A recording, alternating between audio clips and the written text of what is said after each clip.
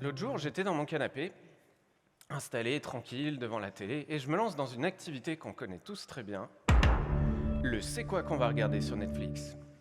Activité qui a bien entendu son propre mot en allemand, mais qui dure souvent un peu trop longtemps. Surtout si vous êtes plusieurs à choisir, ça négocie. En plus, vous êtes abonné à What Meal Service. Bref, après 20 minutes de négo, vous choisissez un film trop long et il est trop tard pour le lancer. Oui, dans les années 90, on n'avait pas ce problème. Ouais, on allait au vidéoclub, mais malgré les conseils d'un être humain, beaucoup plus pertinent qu'un algo, moi, une fois sur deux, je revenais avec la VHS de Retour vers le futur 2, quoi. C'était un peu buté. Et en fait, c'était simple et efficace, mais le vidéoclub, il était très, très, très, très loin. Du coup, je me suis dit, ce qui serait quand même pas mal, ce serait que sur la route du retour, je puisse faire une copie du film que je puisse garder sur mon étagère. Comme ça, la prochaine fois que j'ai envie de voir le film, bah, paf, pas besoin de faire l'aller-retour complet. Mais bon, vous n'êtes pas venu ici pour savoir si oui ou non j'ai fini par brancher les deux magnétoscopes de la maison. Bonjour à toutes et à tous, je m'appelle Hubert Sablonnière, je suis développeur web chez Clever Cloud, et aujourd'hui j'ai envie de vous parler du cache HTTP. On va se faire un petit retour aux sources, du coup avec de la théorie, des démos et des petits conseils. Et il y aura des rappels pour les plus expérimentés, on va dire, et quelques découvertes pour tout le monde, je l'espère. Donc en mai 96, pendant que moi je faisais un cache à base de cassettes vierges, Tim Berners-Lee, le papa du web, Roy Fielding, le papa de REST, et Henrik Fristik Nielsen, le papa du jaune et du Comic Sans, publie la RFC 1945, HTTP 1.0. Et ça, t'as beau être nul en CSS, ça pète la classe. Dans cette version, on va retrouver les bases qu'on a encore aujourd'hui de certains principes du cache HTTP. On a un client, un serveur, un intermédiaire au milieu, un cache. Le client, il envoie une requête, elle passe par le cache, rien n'est signalé, elle arrive au serveur. Le serveur il dit « Tiens, voici la réponse ». On repart dans l'autre sens, on laisse une copie, on va cacher la réponse, donc la mettre en cache. Depuis tout à l'heure, et puis pendant toute la presse, je vais dire cacher, mais ça veut bien dire mettre en cache. Puis elle arrive au serveur, au client, et il est content. Du coup, la prochaine fois, il n'a pas besoin de refaire l'aller-retour. Il s'arrête au cache, il prend la réponse. Merci, au revoir. Ok, mais du coup, à quoi ça sert tout ça C'est cool. Le premier avantage, c'est qu'en rapprochant la source de la réponse, on vient en fait réduire le temps de chargement côté client. Le deuxième avantage, c'est qu'avec les différentes couches de cache qu'on va mettre en place, on va venir répondre le plus possible avec ces caches et pas avec le serveur. Donc on fait un peu des boucliers et on va réduire la charge côté serveur. Et donc normalement, avec tout ça, on a des meilleures performances, on a un meilleur business, on réduit les factures des clients, on réduit les factures des serveurs, on résout la paix dans le monde, bref, le cache, c'est la vie. Le problème, c'est que le cache, c'est la vie, mais c'est compliqué. À force de vouloir trop cacher, sans forcément connaître et comprendre tous les concepts, on se retrouve tôt ou tard à dire à nos utilisateurs « Ouais, tu peux vider ton cache, ça devrait résoudre le bug. » Normalement, on a tous déjà vécu ça, c'est du vécu. Les autres, vous êtes des menteurs. Ouais, merci. En fait, pour éviter cette histoire, ce qui est important, c'est de bien comprendre comment ça marche, et ça tombe bien, on est là pour ça. Donc le cache HTTP, c'est d'abord une histoire d'entête. Le plus important étant cache control, mais il y a d'autres entêtes qui rentrent en jeu, et on va essayer de les expliquer, pas tous, mais les plus importants. C'est donc des entêtes qu'on va répondre depuis le serveur la plupart du temps, et donc c'est une histoire d'entête depuis le serveur. C'est aussi une histoire de source. Et donc, comment sont codés vos fichiers HTML, CSS, JavaScript, comment vous les liez entre eux, comment ils sont nommés, est-ce que vous utilisez les dernières fonctionnalités des navigateurs. C'est donc en fait à la fois une histoire de front-end et de back-end, ou de dev et d'ops, suivant qui gère le serveur de prod, etc. Ok, est-ce que vous êtes prêts pour l'itération des différents en-têtes et à quoi ils servent? C'est parti? On monte à bord du métro. OK, donc si le client fait une requête HTTP, dis-moi serveur, je voudrais la page index HTML. Le serveur, ce qu'il va pouvoir faire, c'est déposer un en-tête dans la réponse HTTP qui s'appelle cache control. Celui-là, il est incontournable. Dans cache control, on va retrouver une ou plusieurs directives. Elles ont tout un rôle et elles ont des nommages bien pétés. On va en reparler. Donc le plus important, c'est maxage avec un nombre de secondes. Donc moi, je lis les specs, je me dis, OK, maxage, tant de secondes, à quoi ça sert? En fait, il faut vraiment se souvenir que ce n'est pas impératif. Avec ça, vous n'êtes pas en train de dire, tu dois cacher ça dans X secondes. Non. Non, le cache, c'est détente, tu vois, c'est déclaratif. Vous dites, avec maxage, tant de secondes, tu as le droit de cacher ça. Considère que c'est frais pendant X secondes et considère que c'est périmé après les X secondes. Et après, il fera bien ce qu'il peut et ce qu'il veut. Sur un mobile, il faut se battre pour la place de stockage qui est dispo. Bon, après, on n'a plus des 3310, mais vous voyez l'idée. Donc du coup, quand on dit un nombre de secondes comme ça, le navigateur, celui qui va mettre en cache, il va calculer à partir de l'entête date. Voilà, c'est comme ça que ça marche. Donc, comme c'est rarement une bonne idée de prendre pour argent comptant ce que dit une spec, parce que les specs n'engagent que ceux qui y croient et qui les implémentent correctement, on va se faire des démos. Donc à chaque fois qu'on est sur le carrelage que vous reconnaissez peut-être, on va faire des démos. À droite, on va tout le temps avoir un terminal, enfin presque tout le temps, dans lequel je vais lancer un serveur. Hop. Bonjour, je suis un serveur. Et à gauche, on va avoir un navigateur. La plupart du temps, Firefox, parce que Firefox, c'est trop bien. Et donc, voilà, ma démo marche. C'est pas la dernière, croisez les doigts. Donc, ce qu'on va faire, c'est qu'on va essayer une page qui va charger maxage avec 10 secondes. Et on va rendre hommage à Nielsen. Et donc, c'est une page qui charge des CSS, des JS, etc. Si dans les 10 secondes, je vais sur un autre site et que je reviens, j'ai parlé un peu trop longtemps. OK, on la refait. Je vide mon cache. Donc, je vais aller sur cette page. Dans les 10 secondes, je vais faire un aller-retour. Je vous enlève ça. Voilà, on y va. On a les 5 requêtes. Je vais vers un autre site. Je reviens. Les requêtes sont chargées directement depuis le cache. Et donc, on n'a pas eu de nouvelles requêtes à droite. Et puis, si là, je parle, 10 secondes, 9, 8, 7, machin, je navigue ailleurs. Et ce coup-ci, on refait bien des appels au serveur. Ça, c'est parce que c'est périmé au bout de 10 secondes. Qu'est-ce qui se passe quand c'est périmé? Qu'est-ce qu'il fait Firefox? Il ne fait pas oh, c'est périmé, je jette. Non. En fait, et d'ailleurs, c'est assez cool parce que Chrome, il ne sait pas faire ça. Firefox, il a un truc qui s'appelle About Cache. Et on va s'intéresser à la partie disque. Et en fait, dans cette page, on retrouve tout ce qu'il y a dans le cache. Si vous l'ouvrez chez vous tout à l'heure, il n'y aura pas 6, il y aura 1 million, je ne sais pas combien, ce qui stocke plein de fichiers. Et ici, on retrouve un peu qu'ils ont beau être expirés, ils ont expiré environ 10 secondes après être arrivés dans mon navigateur, ils sont toujours sur mon disque. Pour dire, pourquoi il les garde sur le disque, c'est parce que le cache, dans le navigateur, il va essayer de faire une revalidation. Donc l'idée de la revalidation, c'est tu appelles le serveur, tu fais j'ai un truc en cache, j'ai pas le droit de m'en servir parce que c'est périmé. Qu'est-ce qu'on fait? Le serveur, il va vous dire des choses. Ça s'appelle des requêtes conditionnelles. Donc il y a 2 manières d'en faire. On va commencer par celle avec les e-tags. E-tag. Je vérifie la Vélotipie, mais voilà.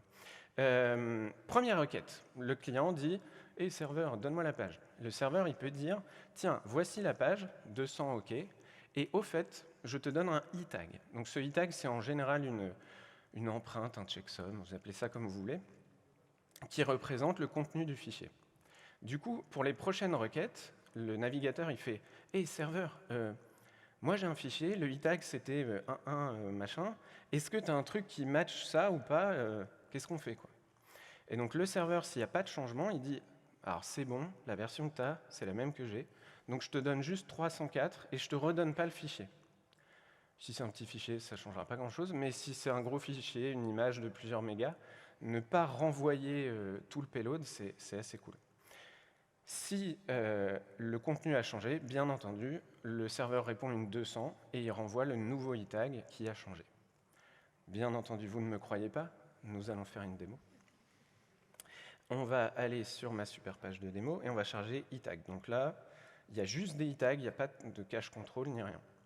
Donc, si je vais sur un autre site et que je retourne vers ma page de e-tag, j'ai bien mon navigateur qui fait des 304. Je ne sais pas à quel point ça se verra sur le zoom, mais quelque part, on voit les if non match qui partent. Et moi, dans mon serveur, je les log. Les if non match que récupère le serveur, je les log à droite. OK, les e-tags, revalidation, tout va bien. La deuxième manière de faire des requêtes conditionnelles, c'est avec des dates. Donc là, on ne se base plus sur une empreinte numérique du contenu du fichier, on se base sur la date de dernière modification. C'est peut-être plus pertinent, quand vous avez un CMS ou autre, de devoir calculer à la volée le HTML que vous avez généré, de devoir en faire un e-tag. Non, en base, vous avez déjà la date à laquelle la page de votre CMS a été modifiée. Du coup, côté serveur, vous dites, tiens, voici la page HTML, et au fait, la dernière fois qu'elle a été modifiée, c'était là, hier, à 11h20, avec un last modified.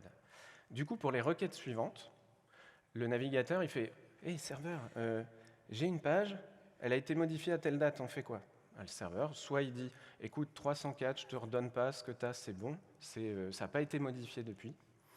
Soit il va dire, non, en fait, j'ai un nouveau contenu, il a été changé ce matin à 6h du mat. Quoi.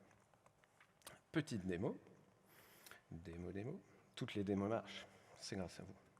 Alors, last modified, donc j'en profite au passage, dans les DevTools de Firefox et de Chrome, on peut aller choisir les en-têtes qu'on affiche dans les DevTools. Ça, c'est quand même super cool. Et donc là, on voit que les last modified de mes fichiers datent de la semaine dernière, pendant que je préparais mes petites démos. OK, donc je charge la première fois, et donc si je vais sur un autre site et que je reviens, ça devrait rappeler le serveur en mode qu'est-ce qu'on fait? La date, elle a changé? Et ça ne le fait pas. Mais la démo marche. Pourquoi ça ne le fait pas? Parce que si vous lisez correctement la spec, enfin les specs, parce qu'il y a eu énormément de RFC sur le cache, il y a une partie qui s'appelle le cache heuristique. Alors, cet emoji marche plutôt bien, le crossing fingers marche aussi bien, parce qu'en gros, la règle, c'est que, attention, vu qu'on n'a pas mis de max age, on n'est pas en train de dire, au bout de tant de secondes, c'est périmé. On est juste en train de dire, ça a été modifié à telle date. Du coup, le navigateur, il n'a aucun moyen de savoir quand est-ce que ça va périmer.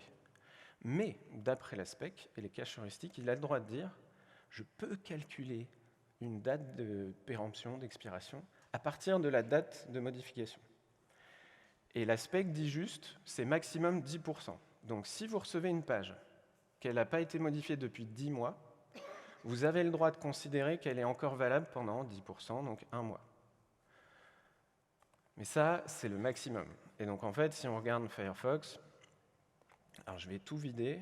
Je l'ai dit ou pas, Ctrl-Shift-Supr, ça marche aussi dans Chrome et Firefox, vous videz votre cache. Votre chef arrive, vous videz votre cache. Et donc là, j'ai rien dans mon cache, je recharge, j'ai des trucs dans mon cache.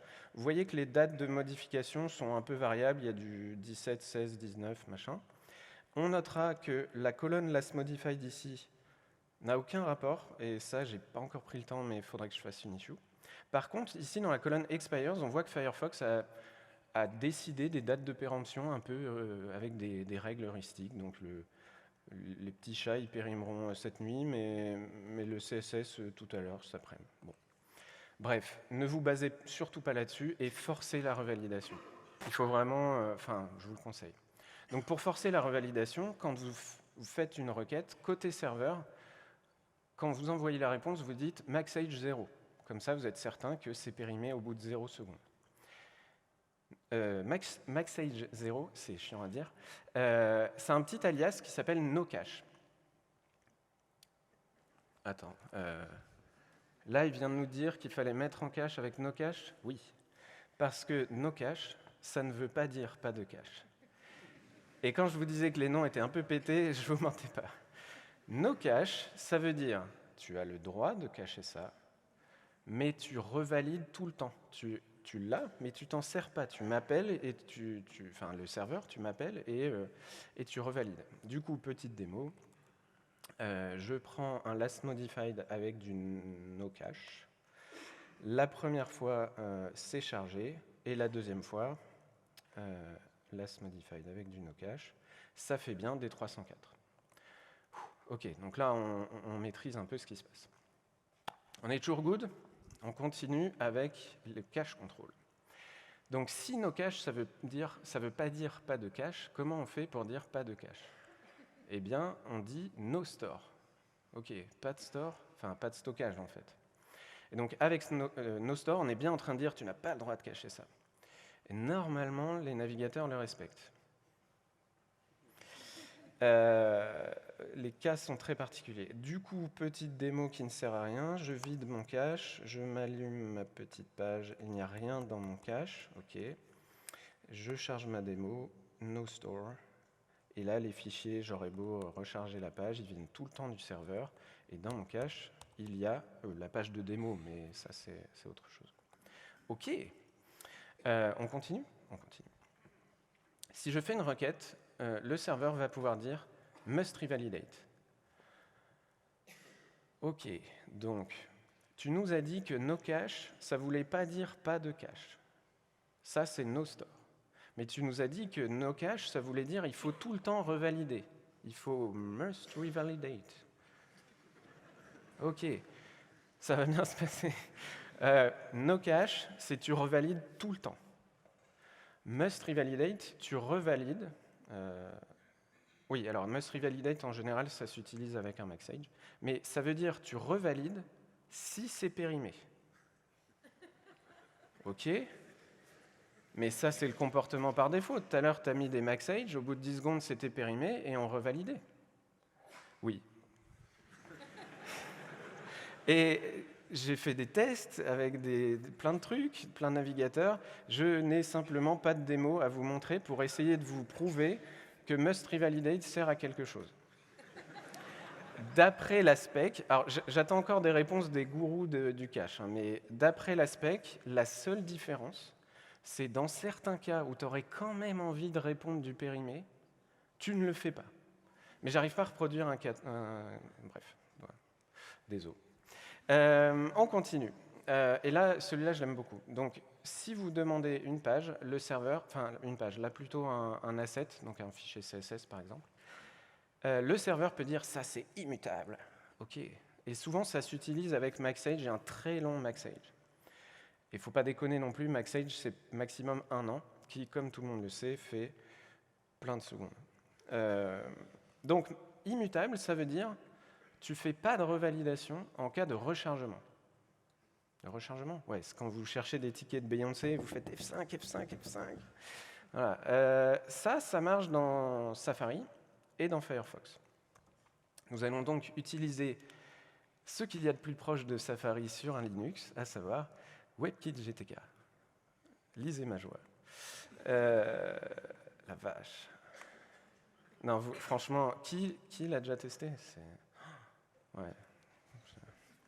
Bien. Donc, je vais charger... Ah oui, alors, immutable, ça marche qu'en HTTPS. Paf, je passe en HTTPS. Avec un certificat autogénéré, c'est la galère.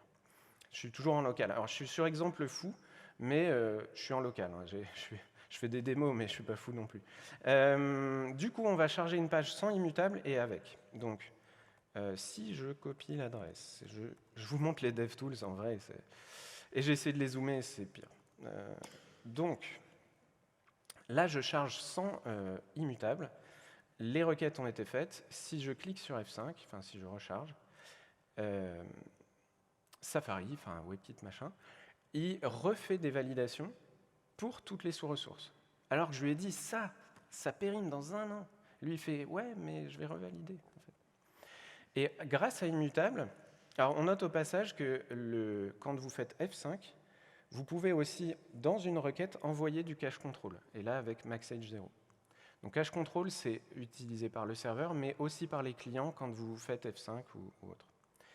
Et donc, si je charge la version avec immutable, Voilà, ok, on est content. De toute façon, on ne réouvrira pas ce navigateur après. Donc là, j'ai du immutable. Oui, et donc je vais recharger la page, et qu'est-ce qui va se passer? Ça recharge la page, mais pas les sous-ressources. Ok? Immutable, ça permet de gagner énormément sur les fichiers qui expirent dans très longtemps quand il y a un rafraîchissement. Dans Chrome, il n'y a pas immutable, mais ça marche quand même. Parce que Chrome, ils ont dit, nous, on a déjà un système, enfin je vais en HTTPS, mais comme il ne le supporte pas, qu'est-ce qu'il fait? Oui, oui. Et comme il ne supporte pas immutable, ça ne va rien changer, mais si je vais sur la version sans immutable et que je rafraîchis ma page, lui, il sait déjà qu'il faut rafraîchir la page, mais pas les sous-ressources. Et Firefox était censé fonctionner comme Safari, mais j'ai découvert la semaine dernière qu'ils font comme Firefox depuis 1 an. Et ils l'ont dit dans un tout petit forum. C'était la galère. Bref, quand vous mettez une expiration dans 1 an avec immutable, ne nommez pas vos fichiers juste index.css. Sinon, là, vous êtes dans le « oui, tu peux vider ton cache ». Parce que si vous changez index.css, il s'appelle toujours pareil. Le cache, il fait « je l'ai déjà, ça, en fait ». Donc, vous allez faire du cache busting, du raving, du versionning. Vous appelez ça comme vous voulez, mais vous mettez une empreinte dans le nom du fichier. Vous laissez faire ça à Webpack et compagnie, ils savent très bien faire ça. Et donc, avec un nom de fichier qui change, le cache n'a jamais vu ce fichier-là, et donc, quand le fichier change, vous forcez un retéléchargement. OK, il nous en reste encore. Si vous chargez, alors je mets un avatar JPG parce que c'est peut-être un cas de figure qui passe. Si vous chargez une image et que le serveur dit stale while revalidate avec un nombre de secondes, ce qu'il est en train de dire, c'est, donc stale c'est périmé on va dire, tu as le droit de servir du périmé pendant X secondes, mais en parallèle, tu revalides. Et ça, souvent, les gens disent, pour un avatar sur un site web, c'est peut-être pas grave si tu n'as pas la toute dernière version. Là, on rentre dans des customisations un peu... En plus, ça se combine avec MagSage. Vous pouvez dire, pendant 1 heure, c'est pas périmé, et les 60 secondes d'après l'heure, là, tu peux resservir du périmé. Bref, petite démo. Hop, démo, ouais. Et donc là, je fais du stale while revalidate, et donc, pendant les... Ouais, avec les DevTools, c'est mieux. Pendant les 10 secondes, là, ça fait déjà plus de 10 secondes. Voilà, il sert du frais, parce qu'on est dans les 10 secondes. Et dans les 20 secondes qui suivent, pareil, il faut que j'aille un peu plus vite. Dans les 20 secondes qui suivent, ce qu'il fait, c'est qu'il sert instantanément avec les 200 ici depuis le cache, et pendant ce temps-là, il va demander au serveur la nouvelle version. Et la nouvelle version, il la met dans le cache et il s'en servira la prochaine fois. Moi, je ne l'utilise pas, cet en-tête. Il est assez nouveau, il est cool, mais il faut trouver un peu un usage, quoi.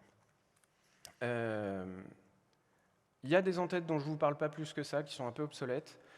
Pragma no cache, ça servait aux vieux navigateurs de dire on a fait un rechargement, je veux pas de cache. Et avant d'avoir MagSage, les serveurs pouvaient dire ça expire à telle date. Bonjour les problèmes si les deux ne sont pas synchronisés sur leur heure. Ok. On est bien ou on est bien? Ouais. On est bien. Donc depuis tout à l'heure, je vous parle d'un cache, mais en fait, je vous montre le cache du navigateur. Vous doutez bien que si je me suis amusé à faire une ligne de métro, c'est qu'il n'y a pas qu'un seul arrêt au milieu entre les deux. En fait, le cache navigateur, c'est un cache privé. Et dans le monde, il y a les caches privés et les caches partagés. Donc on va faire une série d'arrêts sur notre ligne de métro, et on va se rajouter un arrêt qui est le reverse proxy cache. Donc c'est un cache partagé. C'est un cache partagé qu'on connaît un peu parce que, je ne sais pas vous, moi quand je faisais du PHP, on mettait souvent un varnish devant le serveur, et en fait c'était un reverse proxy cache. Donc on le met juste devant le serveur comme ça. Il y a un autre, ça peut être je dis varnish, mais Squid, Nginx, Apache, il sait le faire, mais pas très bien. Et on peut aussi avoir un CDN. Donc ça, un CDN, ça va être un autre type de cache partagé. Donc j'insiste bien, Content Delivery Network. Okay, c'est un réseau de plein de serveurs. Donc moi, je simplifie, le CDN, je le mets là. Mais ce n'est pas juste un serveur, hein. Il y en a partout dans le monde, il y a des POP, des Point of Presence, il il y a un serveur à New York, à Paris, un machin. Un CDN, c'est un réseau de plein de... Et même à New York, il n'y a pas juste un serveur. Enfin, mais bon, dans l'ordre, il se place devant votre reverse proxy si vous en mettez un. Et il faut bien comprendre que quand la requête elle part du client, elle va arriver au navigateur, il n'y a rien, elle arrive au CDN, il n'y a rien, elle arrive au reverse proxy, il n'y a rien, elle arrive au serveur, enfin, le serveur fait tiens, voilà la réponse. Mais au retour, eh ben, la réponse, on la donne à tous nos petits copains. Et chaque arrêt, chaque cache qu'il y a sur la route va regarder le cache control. Ah, MaxAge, ok, je le garde, machin. Et chacun va avoir une copie. Et souvenez-vous bien que les deux derniers sont partagés. Ce qui veut dire que si un client a chargé la page comme je viens de le faire, mais qu'on a un deuxième client, donc Alice et Bob par exemple, bah, Alice, en fait, avec son navigateur, elle va arriver au CDN, et si elle fait la même requête que Bob, elle va profiter du cache, alors que ce n'est pas elle qui a fait la première visite. Et donc, en fait, des gens disent « Ouais, moi, j'ai pas besoin de cache, les gens, ils viennent sur mon site et ils viennent plus jamais. » Alors, ouais, je suis un peu triste pour toi, du coup, parce que ce serait bien qu'elle revienne, mais bon, chacun son business. Mais le cache, ça profite aussi aux premières visites, en fait, notamment sur les caches partagés. Quand un cache partagé vous dit « Alors, le serveur, il m'a dit MaxAge 1 heure, donc je te le dis, mais moi, ça fait déjà 2 minutes que je l'ai, le machin. Donc, il faut que tu calcules pour pas le garder 1 heure, mais 1 heure moins 2 minutes. » Age, il y a certains reverse proxy, ils font non, mais... Enfin bref, la plupart des CDN le supportent très bien. Ok, donc quand on a des caches partagées, des caches privées, il faut faire attention. Si vous chargez une page profil qui est authentifiée avec des cookies, cache partagée, ce serait pas cool. Du coup, côté serveur, vous allez pouvoir dire, tiens, je te donne ta page qui est connectée que pour toi, mais je te rajoute dans la liste des directives, je te rajoute private. Comme ça, on est tranquille. Et les cookies, c'est bien. Mangez-en, mais faites-en ce que vous voulez. Si vous êtes un peu... Non, on ne va pas juger. Mais si vous faites de l'authentification basique avec un header authorization, ou si vous utilisez authorization pour autre chose, l'aspect dit, bon, bah là, on le sait, ça va être privé. Donc, il n'y a pas besoin de faire autre chose. Après, mettez privé quand même, franchement.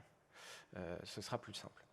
Et à l'inverse, si depuis une requête authentifiée avec authorization, vous avez une page qui est un peu globale, je ne sais pas, about, vous pouvez dire avec public, bon, bah là, en fait, tu peux le mettre dans les caches privées et les caches partagées.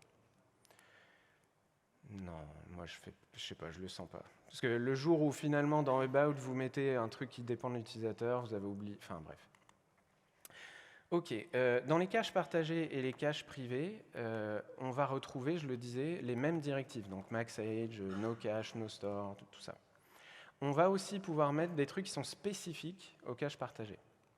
Et donc avec S, MaxAge, mais là le trait d'union, il n'est plus entre le max et le age. Le S, c'est shared, partagé. Et, vous allez pouvoir dire, bah, ça, tu le gardes 60 secondes, mais que sur les caches partagées. Okay, et ça peut se combiner. Vous pouvez dire, sur les caches privées, c'est 60 secondes, mais sur le CDN et tout ça, c'est 1 heure. Vous faites les combinaisons que vous voulez. Par contre, si vous mettez no... En vrai, il y a plein de gens qui font ça. Si vous mettez no cache, no store, must revalidate, MaxAge 0, machin, ça ne sert à rien. Il y en a un qui est plus fort que les autres et qui va gagner. En général, c'est no store. C'est genre, non, bref. Donc allez-y mollo sur les combinaisons quand même. Ça, on passe. Oui. Les caches partagées, notamment les CDN, ajoutent aussi leurs propres entêtes. Il y a un début de standardisation sur celui-là chez Cloudflare. D'ailleurs, ils ont même en plus Cloudflare, CDN. Fastly, ils ont Surrogate Control. Nginx, il a ça. Bon. Mais alors lui, il a juste pour dire MaxAge en fait. Mais je ne peux pas faire un talk sur les CDN. Ils ont tous un peu leur documentation, leur cas spécifique. Donc lisez la doc, regardez les réglages. De base, Cloudflare, la dernière fois que j'ai vérifié, quand vous le mettez, il fait « Ok, tous les assets, c'est 4 heures. » Et tu fais « Non, mais mon serveur, il a dit des trucs, là, qu'est-ce que tu fais ?» Et là, il faut dire « Respecte les headers du serveur. » Enfin bref, lisez la doc et surtout testez, quoi. Ok. Il nous reste un en tête et c'est le plus... ouais, vous allez comprendre. On est parti pour Vary. Donc Vary, si vous devez retenir une chose, c'est que on peut se pincer très fort. Mais c'est intéressant. On va faire une démo parce que c'est impossible à expliquer avec du texte. On va se mettre un petit Firefox, un petit Chrome et un petit serveur. Un peu de cleanup. Démo. Et on a besoin de DevTools, mais pas trop. Et donc là, je vais charger une page qui s'appelle Hello. Hello, bonjour tout le monde. Je vais la charger sur Chrome. Ok, qu'est-ce qui se passe? Moi, ce que j'ai fait, c'est ce qu'on appelle de la négociation de contenu. Côté serveur, j'ai fait une page dynamique qui regarde les en-têtes qui ont été envoyées par le client. Et il y a un en-tête, la vache, je scroll, hop, qui dit « Accept language, FR, blablabla, blablabla ». En fait, mon Firefox est réglé en français en priorité. Alors que mon Chrome... Mais pourquoi il a fait ça? Je crois que c'est pour la démo. Mon Chrome, il est réglé en anglais. Okay, donc il envoie EN-US. Donc grâce à cette en-tête, moi ce que je fais, c'est que soit je dis bonjour, soit je dis hello. Vous le sentez, le problème arriver? On est sur la même page, on est sur hello / voilà. Je vais ouvrir un Nginx. Donc Nginx, c'est un reverse proxy, c'est un cache partagé. Je vais retourner sur ma démo. Je vais arrêter de taper sur le port 81, mais sur le 88. Donc là, je suis en train de taper sur mon cache partagé, Nginx, qui lui-même tape mon serveur qu'on a depuis le début. Et là, vu que je l'ai réglé à 10 secondes, on va essayer d'aller vite. Si je vais voir hello à gauche et que je vais voir hello à droite, on est biaisé, n'est-ce pas? Du coup, qu'est-ce qui vient de se passer? Le Firefox, il fait « Hey, j'ai besoin de la page hello ». Nginx fait « Je l'ai pas, je demande au serveur ». Le serveur il dit « Hey, mais t'es français, bonjour ». Ok, ça revient, ça arrive dans Nginx. Nginx fait « Hey, page hello ». Ok, hello, paf, je mets la réponse. Il renvoie à Firefox. Chrome, il arrive, il fait « Moi, je veux hello ». Nginx, il fait quoi? Il fait « Hello ». Je l'ai déjà, tiens, bonjour. Ah non, mais moi, je voulais de l'anglais. Et donc, c'est là que Vary entre en jeu. Avec Vary, vous dites stocke plus les réponses avec juste l'URL, stocke les réponses avec l'URL plus la valeur d'un en-tête.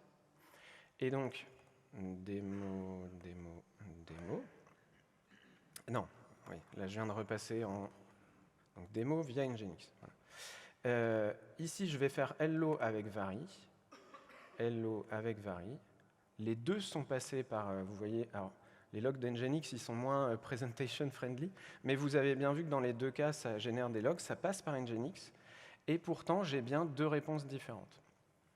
Et j'ai bien deux réponses différentes parce que via le Vary, Nginx, il a dit, OK, alors là, c'est la page hello, et avec un accept language, FR, nanana, donc ça, c'est une réponse. Et après, il y a Chrome qui arrive avec un accept language EN, US ou je ne sais quoi. OK, alors ça, je le stocke ailleurs. Donc là, actuellement, sur mon disque, il y a ces deux pages-là qui sont stockées. Je ne sais pas si vous avez déjà joué avec Accept Language, mais le nombre de combinaisons, mon gars, c'est n'importe quoi. Il y en a qui ont le français, FRCA, FRBE avant, en premier, enfin forcément, chacun ses réglages. Mais la diversité est dingue. Et donc, si vous commencez à essayer de faire cet exemple, vous allez vous retrouver avec 100 versions différentes presque de la même page, parce que par exemple la page en français, il y a je ne sais pas combien de combinaisons de accept language qui pourraient renvoyer du français. Donc en fait, Vary, c'est rarement une bonne idée. Cet article de Jake Archibald en parle plutôt bien.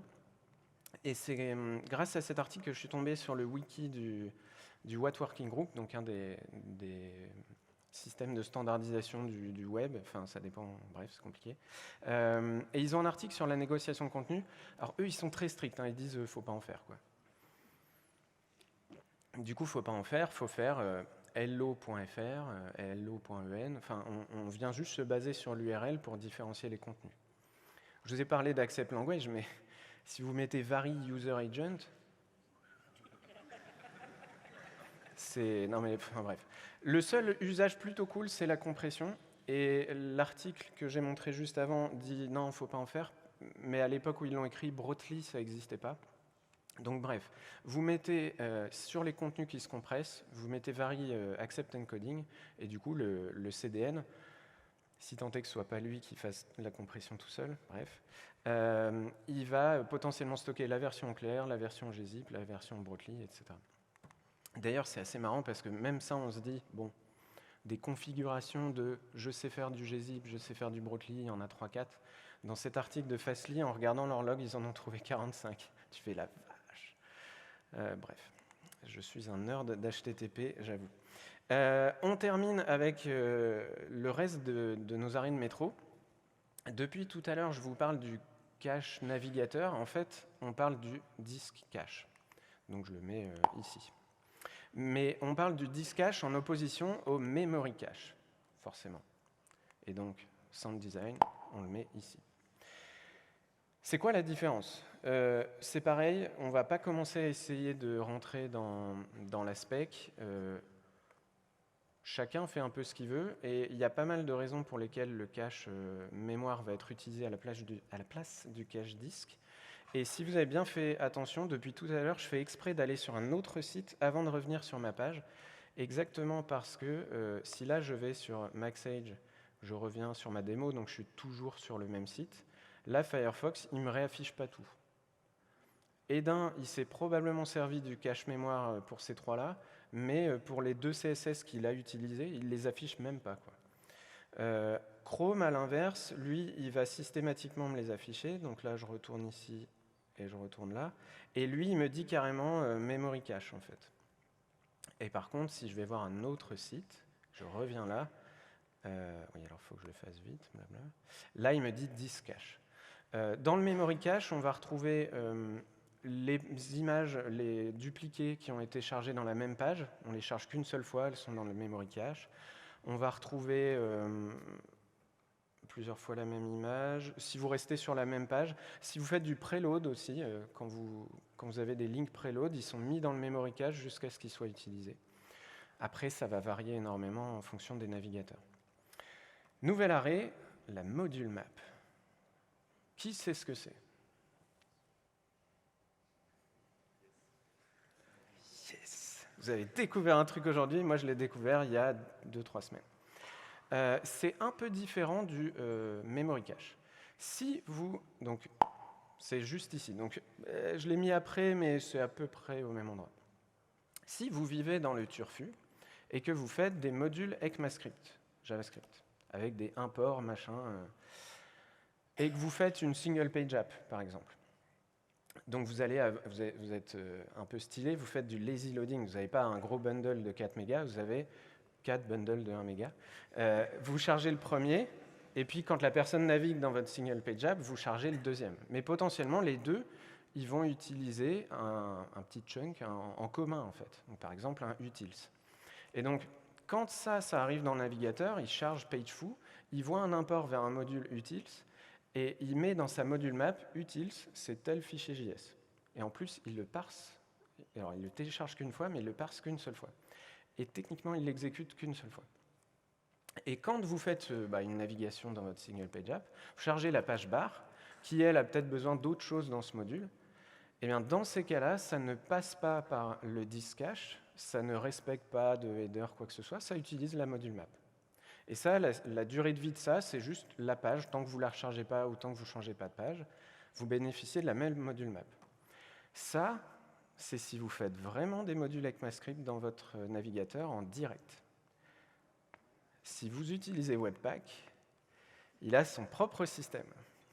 Je n'ai pas généré du code, c'est littéralement ce qu'il génère pour émuler le fait de garder en mémoire un fichier et de le charger qu'une seule fois.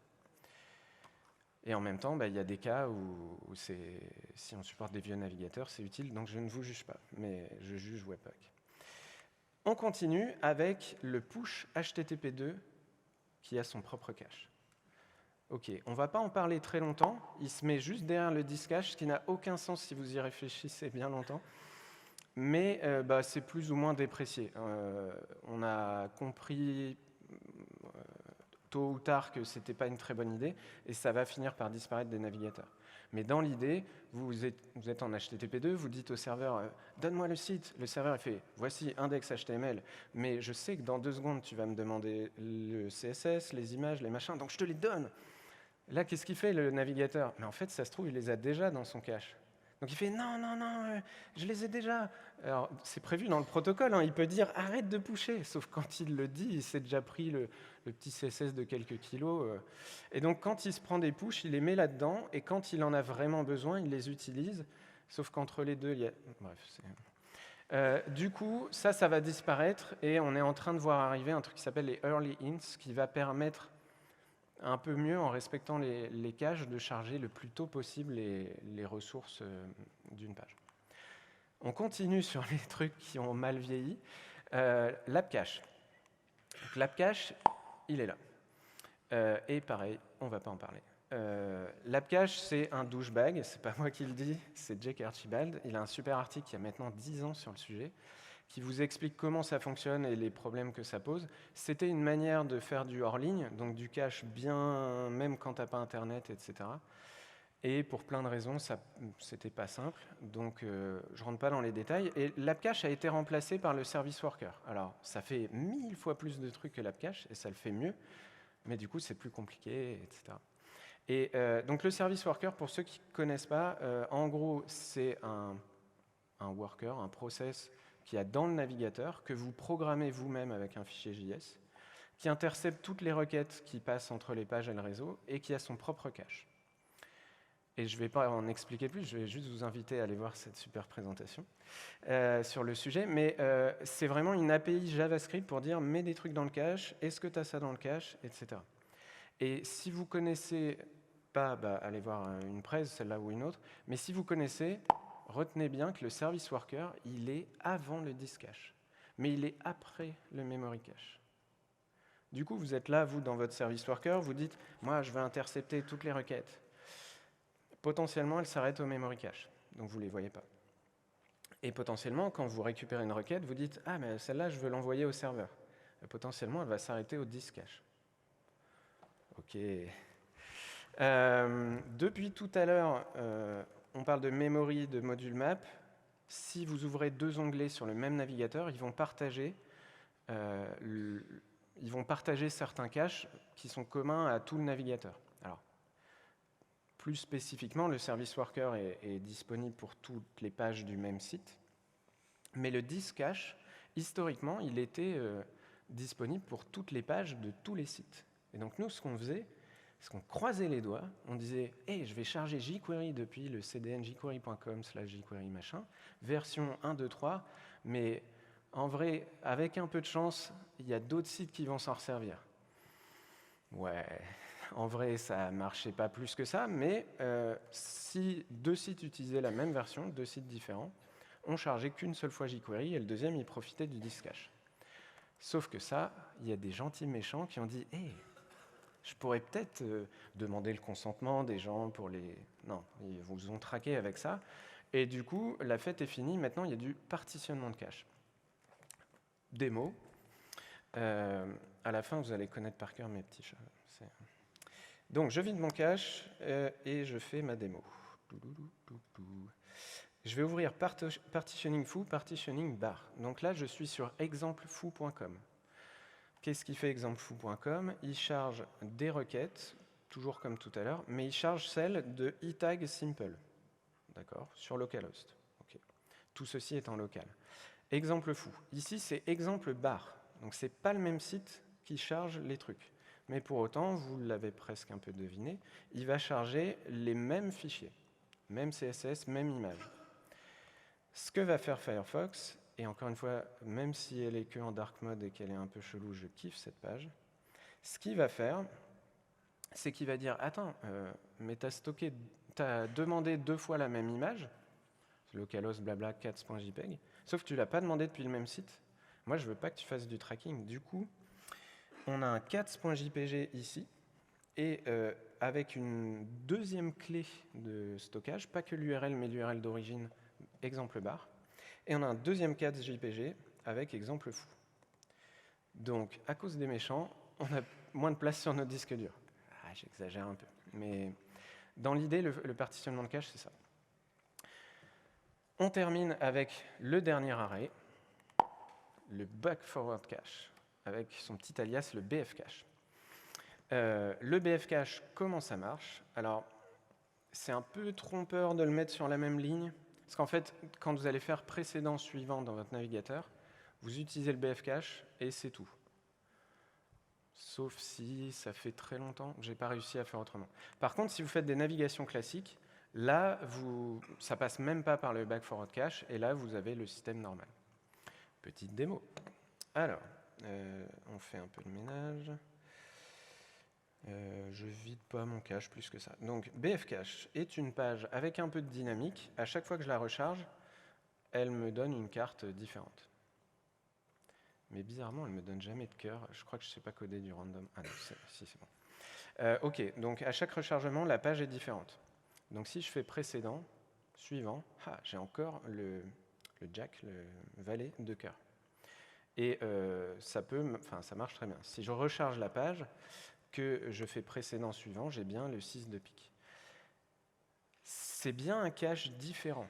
Ça ne réutilise pas ce qu'il y a dans le cache disque. Au point qu'en fait, ici j'ai fait un peu de dynamique. Coucou DevFest. Nantes. En fait, ce qui se passe quand je fais précédent, c'est que le navigateur, il congèle la page, il la met dans son back forward cache, paf, congelé, et quand je reviens, il la décongèle telle qu'elle. Il ne reprend pas comment était la page quand elle a été chargée, ou le titre, c'était pas celui-là. Et ça marche plein de fois, quoi. Non.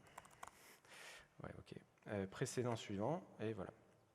Donc le back forward cache, normalement vous y êtes éligible, mais il y a des petits cas particuliers qui font que ça ne va pas se servir du back forward cache et que ça va faire un truc un peu plus classique. Donc je vous conseille ce super article sur WebDev qui explique notamment que si vous avez un on-unload, ça rentre pas, c'est pas congelé dans le BF cache. Et il y a d'autres règles. Et là vous dites, mais moi je fais pas de on-unload, c'est craignos, plus personne fait ça. Ouais, mais en prod, vous avez peut-être un collègue qui a mis un script tiers qui est pas très catholique et qui a un on-unload. Donc regardez bien ce qui se passe. Ok, tout le monde est vivant? Ouais. On termine avec des petites recettes et ça va permettre de récapituler et un peu d'atterrir. Si vous avez des fichiers statiques, vous mettez une empreinte dans le nom du fichier, vous la faites changer à chaque fois et vous mettez maxage en an immutable, ça marche très bien. Vous pouvez mettre des e-tags, mais en vrai, voilà. Si vous avez des pages dynamiques, par exemple une page de blog, vous dites ça c'est frais pendant 2 minutes et vous mettez un petit e-tag. Moi c'est ce que je fais sur mon blog où j'ai qu'un article. Et je suis OK avec le fait que si je fais une typo, ça va potentiellement mettre 2 minutes à se propager. Si vous avez une page très dynamique, je sais pas, les scores du tennis, vous dites no cache. No cache, ça ne veut pas dire pas de cache. Ça veut dire tu le stockes et tu me redemandes à chaque fois. Si vous voulez vraiment pas de cache, no store. Okay. Si ça se compresse, et uniquement dans ce cas-là, vous utilisez vary, sinon je vais vous gronder. Et rappelez-vous, tout n'est pas compressible, ne mettez pas ça sur du JPEG. Si c'est spécifique à un profil qui est connecté avec une authentification ou autre, vous rajoutez private. Et normalement, mais suivez mon compte Twitter, vous n'aurez pas trop besoin de must revalidate. Et public, en général, vous n'en avez pas trop besoin. Quoi qu'il arrive, ne me croyez pas. Mesurez, utilisez WebPageTest, payez des services qui testent vos perfs et votre ratio de cache toutes les semaines. Testez, mesurez et ne croyez pas tout le temps les specs. Au final, on ne sait toujours pas si j'ai fini par brancher les 2 magnétoscopes de la maison. On ne le sait toujours pas. Par contre, vous devriez repartir avec, j'espère, une meilleure compréhension du cache HTTP. Vous souvenir que c'est vraiment une affaire de back-end et de front-end, suivant les différentes couches qui se passent. Et j'espère que vous repartirez avec ce modèle mental de, en fait, entre le client et le serveur, il y a plusieurs couches. Il y en a des privées, il y en a des partagées, il y en a qui sont has-been, il y en a qui sont modernes. Et je vous laisserai avec ma réplique préférée. Le cache, c'est la vie. Merci beaucoup.